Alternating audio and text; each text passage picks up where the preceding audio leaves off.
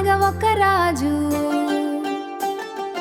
ఆ రాజుకి 7 కొడుకులు. 7 వేటకి వెళ్ళారు.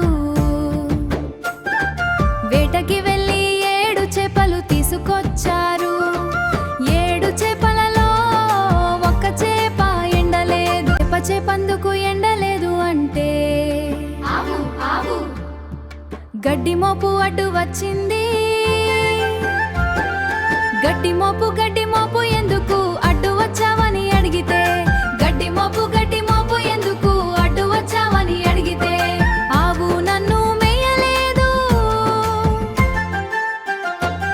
ఆవు ఎందుకు గడ్డి మేయలేదు అని అడిగితే, పేదరాశి పెద్దమ్మ నన్ను విప్పలేదు, మేయలేదు.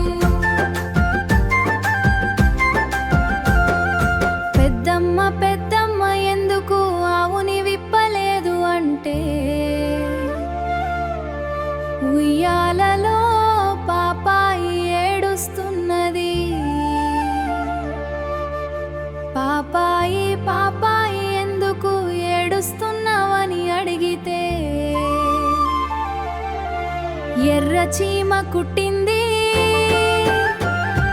చీమ ఎందుకు కుట్టవు అని అడిగితే, నా బంగారు గూటిలో చెయ్యి పెడితే కొట్టనా, నా బంగారు గూటిలో చెయ్యి పెడితే కొట్టనా. అనగా ఒక రాజు 7 కొడుకులు. మా ఛానల్ పొన్నా లక్ష్మణ్ ని సబ్స్క్రైబ్ చేయండి. బెల్ ఐకాన్ ను క్లిక్ చేయడం మర్చిపోకండి.